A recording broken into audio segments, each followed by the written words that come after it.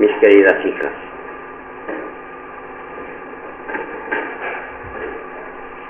yo ayer hubiera querido hablaros por ser el Día de la Inmaculada, patrona además de la Federación.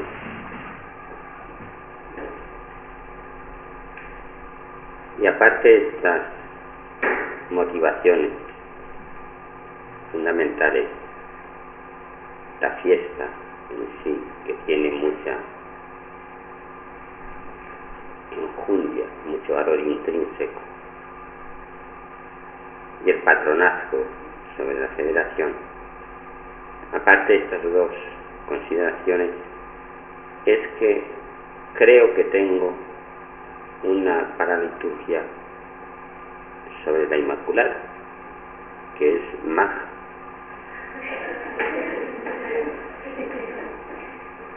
Y os la hubiera echado, en fin, hubiera pensado en qué consiste, porque la tengo en Valencia, pero lo hubiera repetido.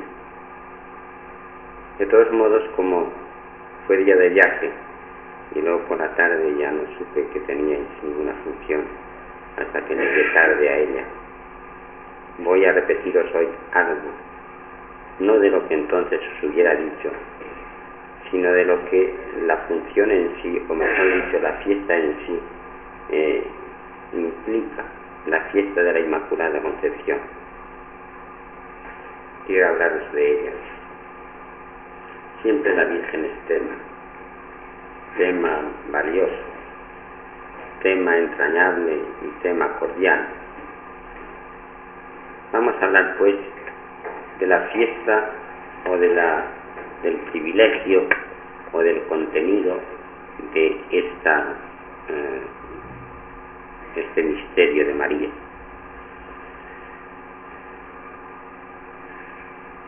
Quizá el nombre con que se le suele nombrar sea un nombre que viene estrecho al misterio.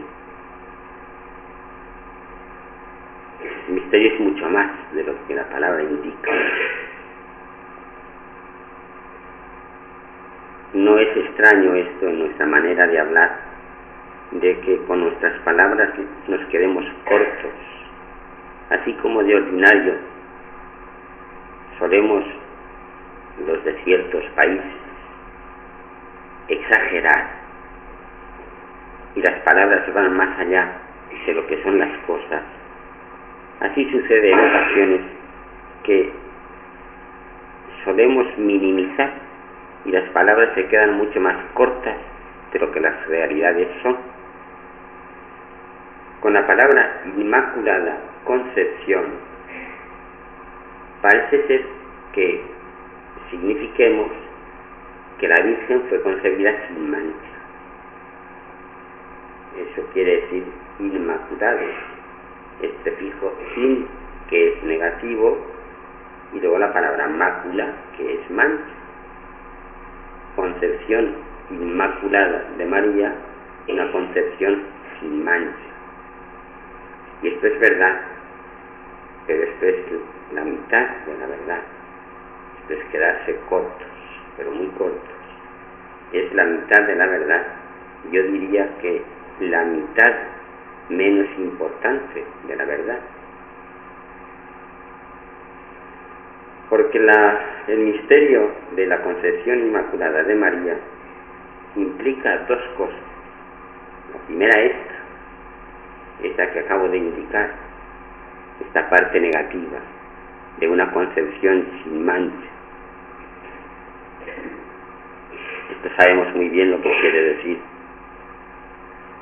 Todos somos concebidos en pecado, no porque nuestros padres al concebirnos cometan pecado, que no lo cometen, realizan una función natural, sino porque nosotros, cada uno de nosotros, resultado de la conjunción de nuestros padres, recibimos la herencia del primero, la desobediencia del primero, el pecado del primero, la mancha del primero, todo lo que implica esta desobediencia, este pecado y esta mancha del primero, que es el no ser hijos de Dios, el nacer de espaldas a Dios, el ser más aún enemigos de Dios.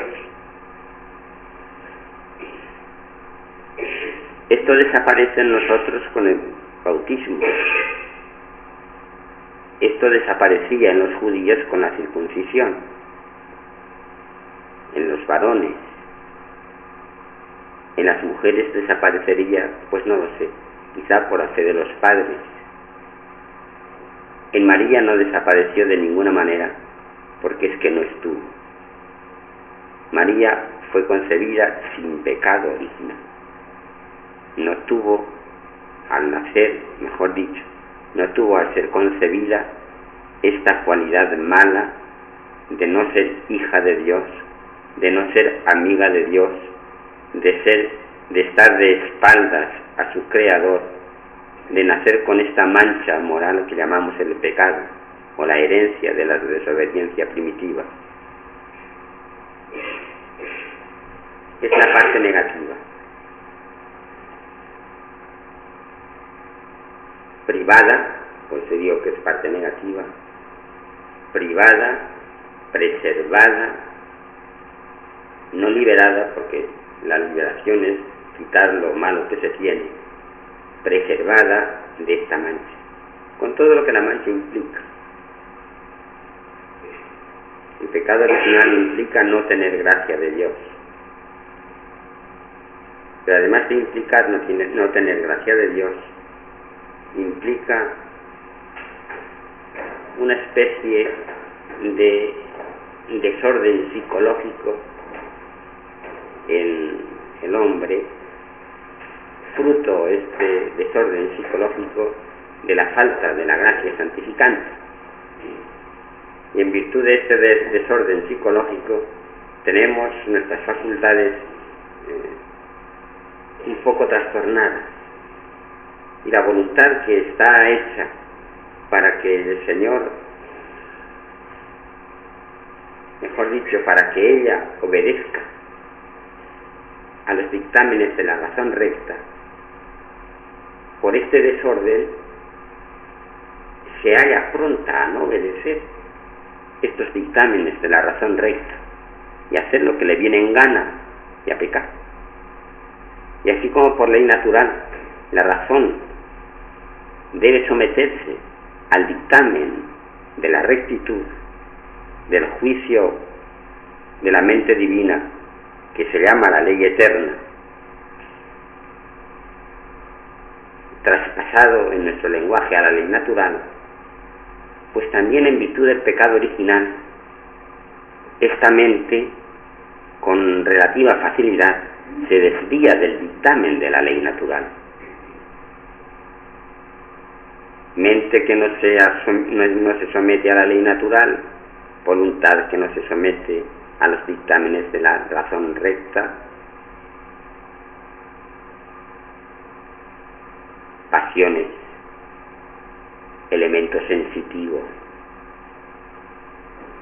vehementes, que frecuentemente no se someten al dictado de la voluntad, que es la que debe dominarlas. Y el hombre actúa por esto, más que como ser racional, como ser que se mueve instintivamente, como los animales, cuando obra pasionalmente. Todo esto es fruto del pecado original. Todo este desconcierto psicológico, toda esta descomposición moral de nuestro ser, es fruto del pecado original y lo llevamos mientras vivimos, porque luego al bautizarnos el pecado original se nos quita, se nos da la gracia santificante, pero este desorden queda hasta que morimos. Bueno, pues nada de esto tuvo la Virgen. La Virgen, en el primer instante de su concepción, fue exenta de pecado original. No nació enemiga de Dios, no nació sin la filiación divina, no nació, mejor dicho, no fue concebida de espaldas a su Creador, No hubo en ella este desconcierto psicológico y este desconcierto moral en el que consiste el pecado original. No lo conoció nunca. Inmaculada. Es lo que quiere decir la palabra inmaculada.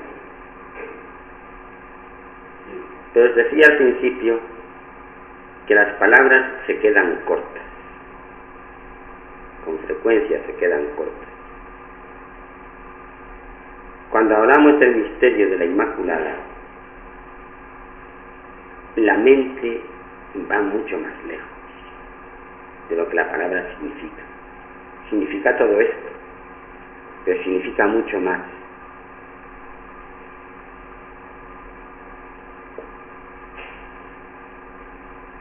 Significa una plenitud de gracia. Quizá con un símil la cosa aparezca un poco más clara. Un símil que va mucho con las personas, con los hombres, pero que va mucho más con las mujeres. Mucho más. Yo no diré que con vosotros, porque vosotras, en fin, vivís donde vivís y cómo vivís, pero la gente de fuera, las mujeres, bien. Primero se limpian, van al cuarto de baño, se lavan y quedan limpias. Si estaban sucias, quedan limpias. Pero después empiezan a adornarse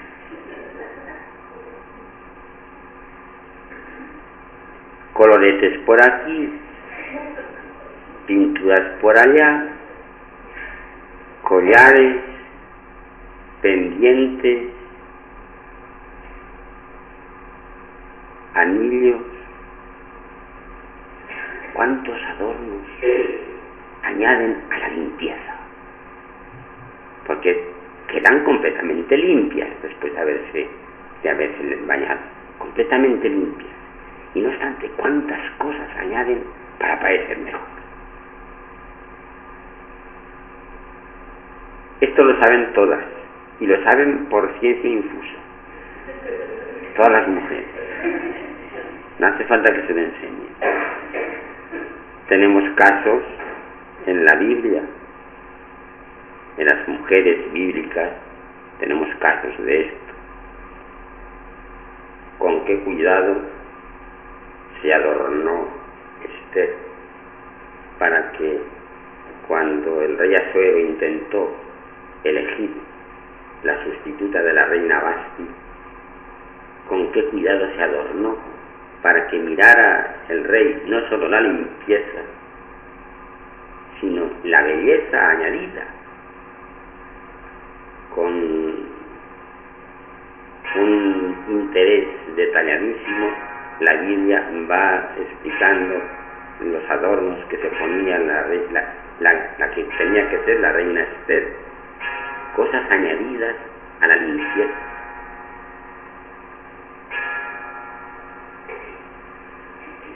Cómo se perfumó, cómo se adornó,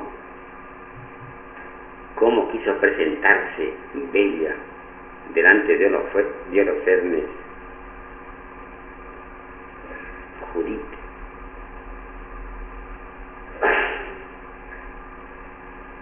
Esas son las mujeres. Y esto puede servirnos como símil, como comparación. La Virgen, en virtud de esta primera parte del misterio de su concepción inmaculada, quedó limpia, completamente limpia. No es que se limpiara porque nunca estuvo sucia, sino que nació, o mejor dicho, fue engendrada limpia. Pero era después cuestión de adornarla. Y viene la segunda parte del misterio de la Inmaculada Concepción.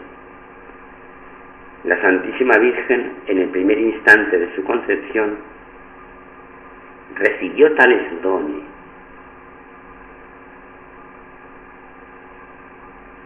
fue dotada con tales perfecciones, tuvo tales alhajas, se llenó de tales perfumes sobrenaturales, que no ha habido después persona bella en el orden sobrenatural. Y con esta expresión de persona bella en el orden sobrenatural me estoy refiriendo a los santos. No ha habido después persona bella en el orden sobrenatural que la sobrepasara. Ninguna ni todas juntas han sido capaces de sobrepasar la belleza con la que fue adornada María en el primer instante de su concepción.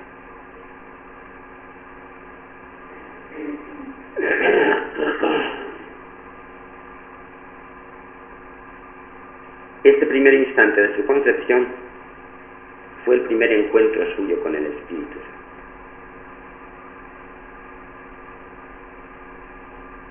María tuvo 3 encuentros con el Espíritu Santo. Quizá en días sucesivos os hable de los otros 2. El primer encuentro fue en este primer instante de su concepción, así como nosotros lo tenemos el día que nos bautizamos. Entonces el Espíritu Santo nos lava, nos limpia, nos quita el pecado y nos infunde la gracia. En el primer instante de su concepción, el Espíritu Santo hizo que no se manchara, primera parte, y la adornó de los bienes sobrenaturales a los cuales voy a aludir luego. Resultado de este primer encuentro suyo con el Espíritu Santo fue en primer lugar la gracia santificante. Fue concebida en estado de gracia santificante. Por lo tanto, la filiación divina. La gracia es la que nos da la naturaleza de Dios participada y la que nos hace ser hijos de Dios. Y esto es obra del Espíritu Santo. ¿Acaso no nos lo dice San Pablo? Que Él es el Espíritu, al infundirnos la gracia, el que nos da derecho a decir Abba, Padre. El Espíritu Santo, al infundir en el alma de María, en el primer instante, la gracia santificante, la hizo hija de Dios. Tuvo la filiación divina que tenemos todos nosotros. En virtud de nuestro bautismo, la tuvo antes, 9 meses antes, y la tuvo en cantidad y en calidad que no se pueden comparar con la cantidad y la calidad que han tenido los santos, más santos que en la Iglesia ha habido. En primer lugar, pues, el primer contacto suyo con la Virgen, con el Espíritu Santo, fue la filiación divina, la primera gracia que recibió.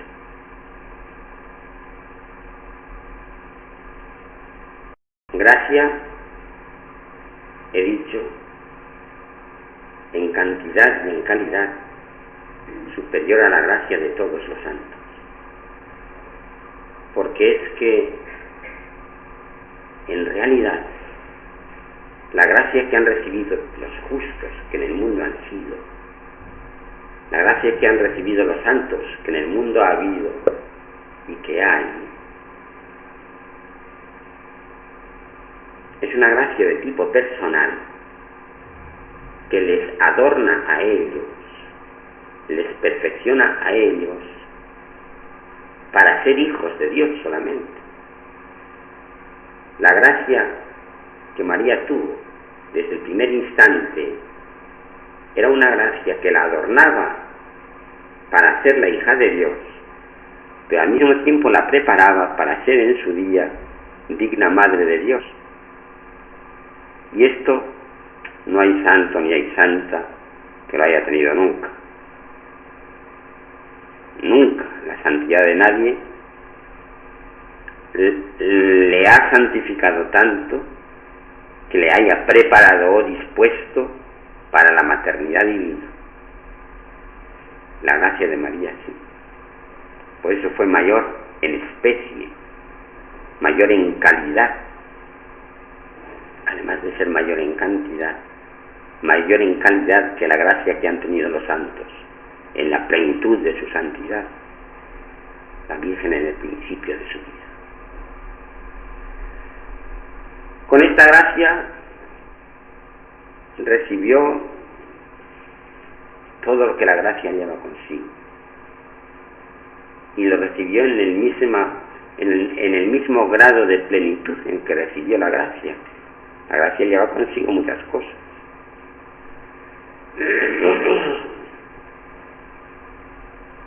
La gracia, esta naturaleza divina que se nos da cuando nos bautizamos, es la raíz de las virtudes infusas, de la fe, de la esperanza, de la caridad o del amor. La gracia que recibimos en el momento en que nos bautizamos es la raíz de los dones del Espíritu Santo, el don de sabiduría, el don de ciencia, el don de consejo, el don de fortaleza, el don de piedad. Dones del Espíritu Santo que son los que caracterizan los grados de la vida mística, y virtudes infusas que son las que caracterizan los grados de la vida de perfección no tan elevada. Todo esto lo tuvo la Virgen desde el primer instante de su concepción. Con la fe, y por la fe de entonces, ¿cuántos coloquios tendría con el Señor? Con la esperanza de entonces, ¿cómo viviría estos días de Adviento que estamos viviendo nosotros? Con el amor de entonces, con la caridad de entonces, traducida en actos valorados por el don de sabiduría. ¿Cómo amaría al Padre? ¿Cómo amaría al Verbo que aún no era hijo suyo? ¿Cómo amaría al Espíritu Santo? Todo esto en el primer instante de su concepción.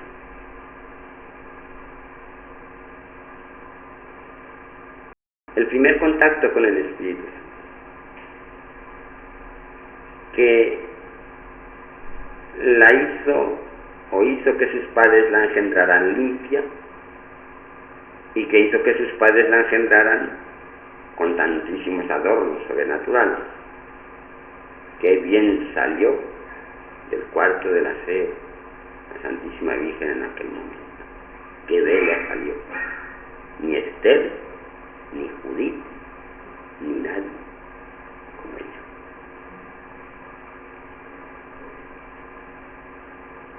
Pero viene el segundo contacto con el Espíritu Santo.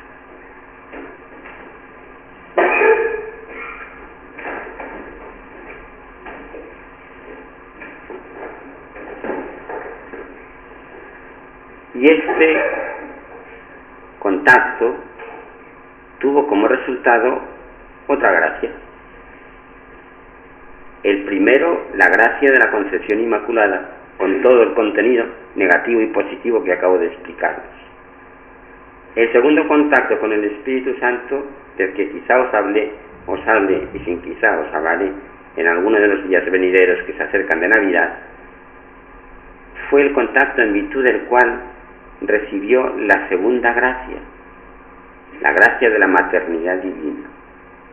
Pues el primero tuvo la gracia de la filiación divina, que implica cuanto os he explicado, pues el segundo tuvo la gracia de la maternidad divina, a los 15 años, o a los 16, o a los 17, muy jovencito.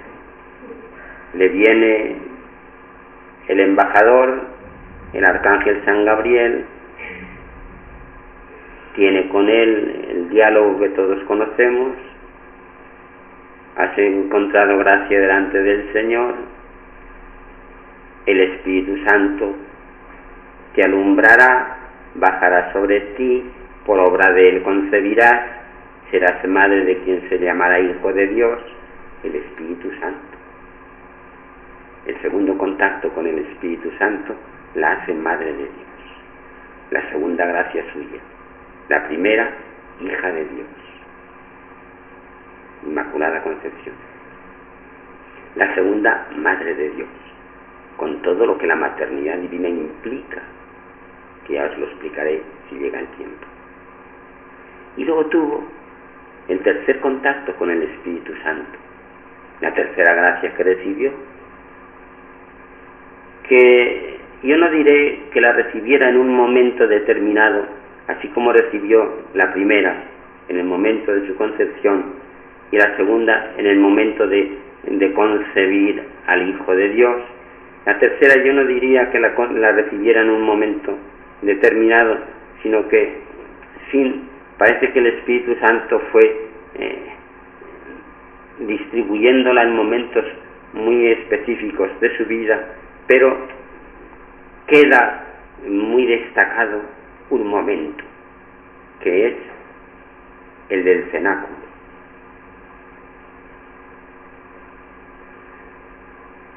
Por la tercera gracia, por el tercer contacto con el Espíritu Santo, la Santísima Virgen fue hecha Madre de la Iglesia, hija de Dios, Madre de Dios, Madre de la Iglesia, o Madre de los hombres, no como individuos particulares, como hijos de Dios particulares. No es que nuestra gracia dependa de ella en el momento de la venida del Espíritu Santo sobre los 12, nuestra gracia depende de ella desde antes, pero desde el momento en que el Espíritu Santo bajó sobre los 12, presididos por la Virgen, en el cenáculo, desde ese momento la Iglesia, que adquiere su mayoría de edad, tiene su madre, la Virgen. La gracia de la maternidad divina, mejor dicho, de la maternidad espiritual de María sobre la Iglesia, por el tercer descenso del Espíritu Santo. El primero en su concepción inmaculada, el segundo cuando fue fecundada para ser hecha Madre de Dios, el tercero cuando a través de ella, cabeza de los 12, la Iglesia adquiere mayoría de edad en el día de Pentecostés. 3 contactos de María con el Espíritu, 3 gracias en ella: hija de Dios, Madre de Dios, Madre de la Iglesia. 3 grandes bienes que ella tiene y que repercuten sin duda ninguna en bien nuestro, tema del que no quiero hablar, porque es que también nosotros, de una manera u otra, entramos como beneficiados en cada una de estas gracias marianas, incluso en la tan personal suya como es la de la concepción inmaculada de ella. Ya Pío IX,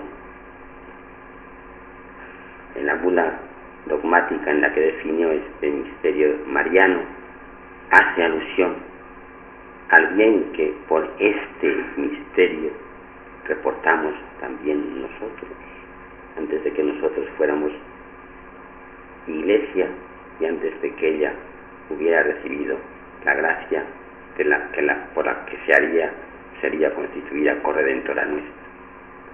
Bien, quedaros por hoy con este esquema doctrinal que acabo de exponeros sobre el primer contacto de la Virgen con el Espíritu Santo. Contacto que la hizo hija de Dios que se hizo por la limpieza y por los adornos, porque no tuvo mancha de ninguna clase y porque la llenó de tales dones y de tales joyas sobrenaturales que no ha habido un santo que ni siquiera le pise los pies.